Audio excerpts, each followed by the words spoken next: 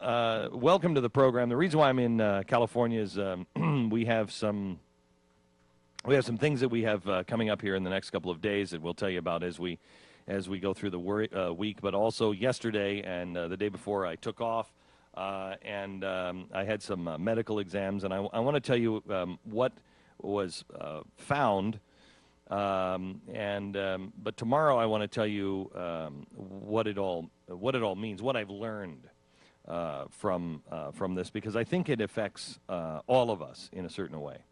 First of all, let me just get this out on the table. Much to about half of the country, much to their chagrin and grave disappointment, I'm not dying. Oh, wow. Oh, gosh. Wait a minute. Man. You guys aren't supposed to be part of the... So typical. Well, I mean, the last I 2 want days... one thing to go my way. Jeez. Unbelievable. I thought you guys were going to be in the other 50%. Almost had the show. Typical. Almost. I mean, it was right there. It was right there at my fingertips. Okay, I'm a little confused by this now. They ruled out cancer. They ruled out MS, which was kind of a spooky one. Those are big. They ruled out lupus. Which is also nasty. Yeah. Although it kind of sounds fun. Lupus? No. No. I know it. No, it's not, but doesn't it sound... that's too happy of a name. Yeah. You know? Did you need a rebranding They of need that? a rebranding of Yeah. that, because you're like, lupus, well, that's better than cancer. Yes. Cancer just sounds bad. Lupus, if you don't know anything about it, you're like, well, Oh, kinda okay, sounds good. like loopy. So that's not bad. Kind of like Fruit Loops. Yeah. I like Fruit Loops. It sounds like a character on a Fruit Loops box. Hey, it's does. Lupus, the Fruit Loop mascot. It does sound like it. It does. It's not, though. But it's definitely Very not. fairly clear it's not. Yeah. And so they've ruled that one out. They believe that I have small fiber neuropathy. However, they are now counting the nerves, which is great. They get to take a couple of chunks out of you, and then they just count the nerves. And apparently you're supposed to have a certain number of nerves in one place in your body and a certain number of nerves in the other place. I have to tell you, as somebody who has ADD, I cannot imagine going under a microscope and counting somebody's nerves. There's no way. Just be like, I don't know, there's more than a dozen. I don't know. It's just awful. I also, they think I have, what is the other thing? Raynaud's, which I guess is common. And no big deal. The small fiber neuropathy, they don't, they don't know what's causing it. That can be no big deal. That can be kind of dicey, but nothing threatening. Just me walking around going, "Ow, that hurts," occasionally would be I think the worst case scenario on that. The vocal cords, they don't know. I've got what's called a vocal fold, and half of the vocal cords have gone into some sort of paralysis. They are thinking that it is a virus at this point, but that's just because... That's really good. That's way better than the alternatives for that one, right? Yeah, they thought it was a major nerve that was Which would be bad. Was running out of my head. And let me tell you something. If you like MRIs, and who doesn't, if you've experienced the splendor that is what I like to call the tube of coffin-like death, they make it even better if they're doing an MRI with your head on your head and neck. It took me 90 minutes. I don't know if anybody's ever had that. If you have, right now you're in the car, you're wherever you are going, oh my gosh, that's horrible. They make that whole coffin-like experience even better by putting your face in a cage. There's no way I could do that. Yeah, There's it's no great. way. I don't know how you did that. Oh They my put you gosh. out? They would have to put me out. No. I would have to be in a coma No. to have that happen. No, I had Valium yesterday, and that was not nearly enough. I had Valium, and I'm like, I'm fine. I'm going to be just fine. They put the cage over my face, and I'm like, wait, you didn't tell me about a cage over my face. Wait a minute, I'm really freaking out here. and then they're like, okay, now we're going to put you in the tube. Wait, with a cage on my face? There's no way I can do that. It is That's you took a unpleasant. picture, didn't you? Send that in. Put that up on the Blaze. Have them post that on the Blaze or something.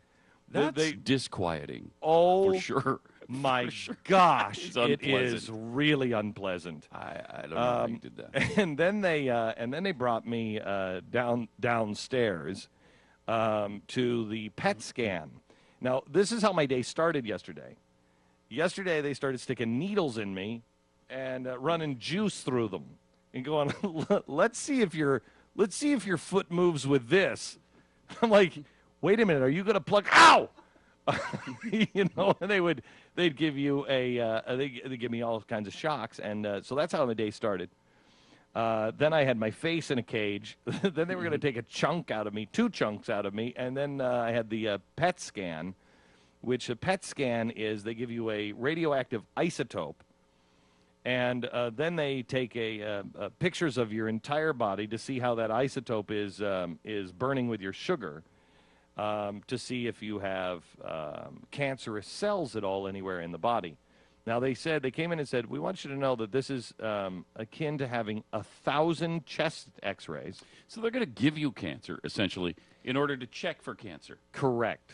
And they said it is the equivalent of the being exposed to the Nagasaki or Hiroshima bomb. And I'm like, weren't they just burned into shadows on the sidewalk? I don't know if that's do I survive this little, we're going to take a quick peek in you and give you cancer kind of thing? A first do no harm sort of thing in your That's job actually what they description? said. The both doctors came in and said, we don't think you have cancer. We've done all these other tests, and because I had 2 MRIs, 2 CAT scans, something else, and then I was going into the PET scan, and they said, we've read all of the others. We don't think you have cancer. And you really get one. This is a silver bullet, and you get one shot at this.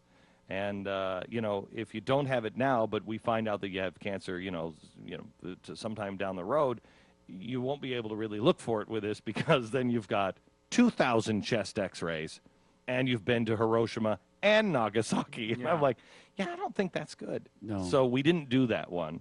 But I went out to the Huntsman Cancer Institute out in Utah. That's where I was for the 4 days over the weekend and the last 2 days. And I can't thank them enough.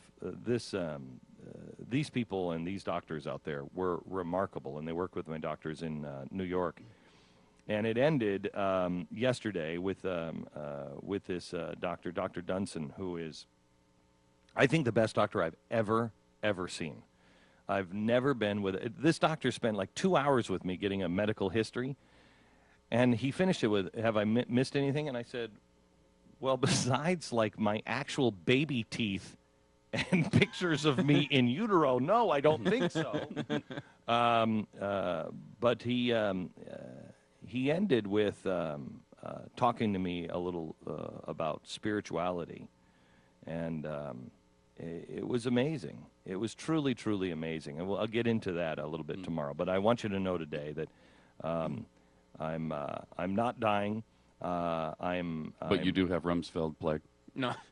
Is that the Diet Coke thing? That's the Diet Coke disease. May I just ask, because there's this big controversy now that nanobots are building Diet Coke factories in my body. Is there anybody within the sound of my voice that looks at Diet Coke and says, I bet that's healthy? Yeah, well, it's not either. I mean, it's neither. It's a nutritionally. It doesn't have any nutritional value at all.